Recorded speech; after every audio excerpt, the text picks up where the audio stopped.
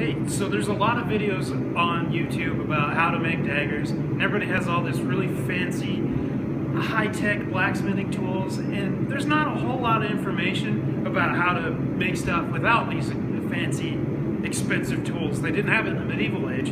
So I'm going to show you guys how to make a medieval dagger out of this piece of 5160. So you guys have some concept of how to get into knife making. Sorry. What's that? I'm going to show you how to do a distal taper on this. Most basic tools. I'm going to show you how to bevel it. And then I just made this fuller. And I'm going to show you how to put a fuller down the blade as well.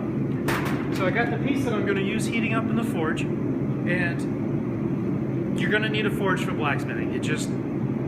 It's what you need. You're going to need an anvil, something to pound on. It can be anything from an old sledgehammer head to a railroad track, which is quite popular. Some people buy just big plates of steel to pound on. Just anything heavy that you can form metal to, that you can attach and affix to something like a tree stump or old railroad tie, anything like that. And another couple things that you're going to need.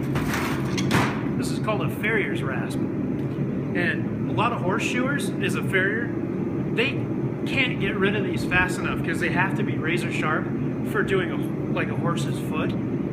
But then they have to get rid of them when they get dull. But then they have to just have piles of these sitting around. If you ever see a horseshoer, can I have your old farrier's rasp? And when they get dull for what you do, you just try to file and it doesn't take off any metal, you make a knife out of this. And then talk to another farrier. What do you do with your old farrier's rasp? Hey, can I have it? Sure. Almost all the time. Another thing you're going to need, get yourself a good hammer. Just anything from, you could spend the money for a good like Japanese forging hammer to, this is a farrier's rounding hammer. It's got a round end to really drive metal outwards. Or wire brush too. Ball peen hammers, like this one right here. I'm a nightmare. The number one thing I say in this shop is, where did it go? I just did it! Get these. They've got that absorption handle on the bottom of it, so when you're pounding away, it really saves your hand and your elbow. Yeah, if you slag gets on it, kind of stinks, but nothing's perfect. For materials, if you don't buy steel from, let's say, an Admiral Steel or New Jersey Steel Baron, go find a car junkyard. Find a newer car that's been wrecked. Look for the leaf springs and take those off. The bolts that attach them are usually an inch to an inch and a half, so get yourself just a nice inch or inch and a half wrench or two so you can take those off, and junkyards will sell them to you for $5. You get a lot of steel. And I'm going to use this. This is probably just mild steel. I don't know. I found it at the scrapyard too. But I'm going to use this for the guard. And I'll probably do a Purple Heart handle. It's my favorite wood. It's tough. It's beautiful. It polishes really nice. And it's somewhat easy to work. This is our first heat. First thing we're going to do is I like to light it so this piece of steel pushes on the hinge, so I have lots of leverage. Then what you're going to do is just pound this tip on. You lift it up off the anvil. It's a physics thing. Equal and opposite reactions. See how it's starting to pull that point downwards?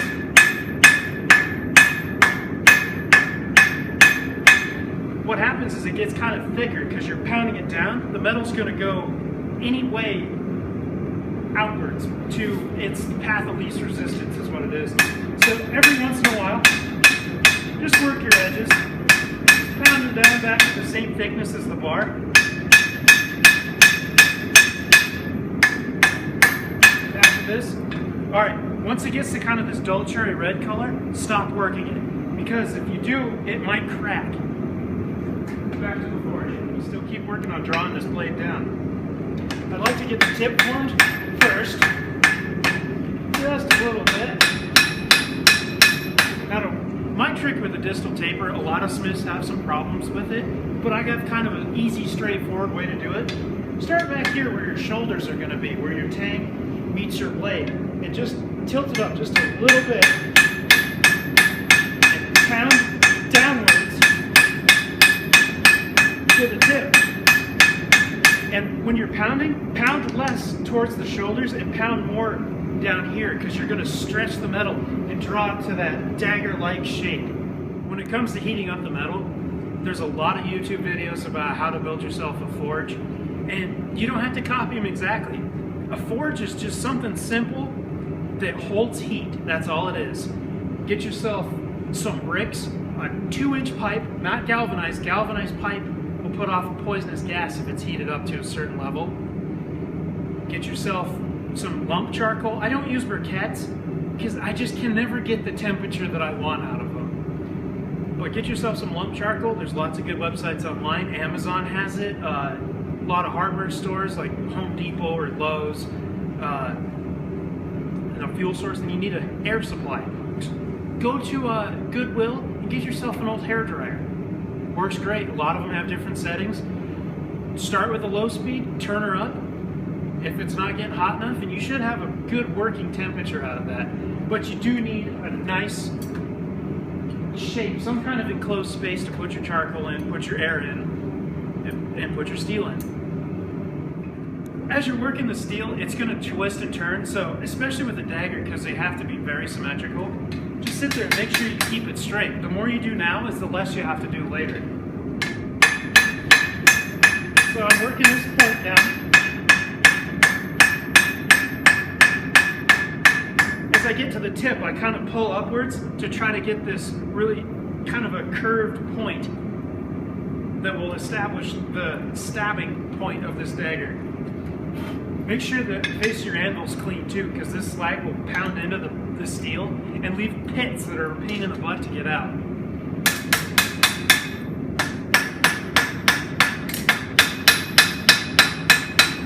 Back to the forge. Straighten it out. See if it's curved or warped at all. It's a little bit curved, so just flip it over.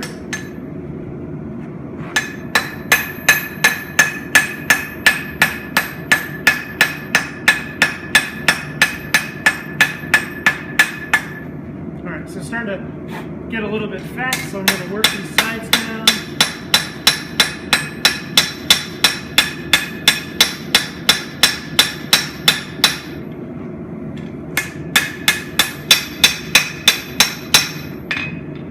Alright, back to the forge. It might not end up looking like this one, but all these processes are the same. For pretty much every knife, they're a little bit thinner at the tip and work their way to be a little bit fatter towards the handle. So, regardless, just sit here and keep getting this point established to get that slight taper drawn down.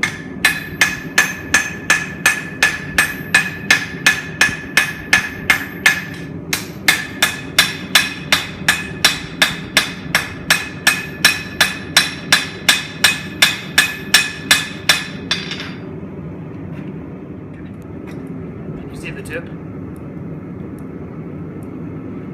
Okay, ready? Okay, so as you're doing the point, sometimes it gets this little, I've heard it called fish mouth, I've heard it called fish butt, butt crack, pain in the ass, I mean, whatever. How to fix that? It's pretty easy. If you got yourself a vise, if you don't have a vise, get a vise, because it will make your life so much easier. Stick it in there. Like that. Take your farrier's rasp.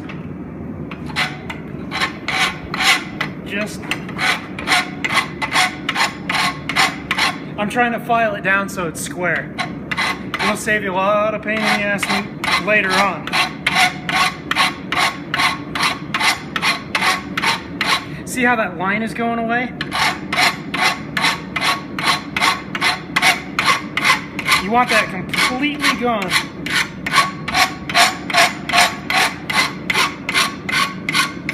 I'm rocking the file back and forth a little bit, give it a rounded tip. It's a lot easier to manage later on. See, all gone. Then you can kind of clean up your edges a little bit. Like that. And then go back to the forge. Alright, see when this happens? I left it in the forge too long. The top layer of the steel oxidized, so that's what the wire brush is for. It's just get as much of it off as you can. Leave it like that. And then I filed off the tip, and we're going to finish that out.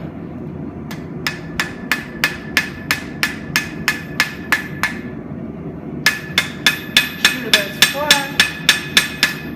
Just keep working at the tip the best you can. It's a little difficult because the edges of my anvils are worn, but you wanted something like that. The rest you can get with a farrier's rasp and file. Stay tuned for part 2.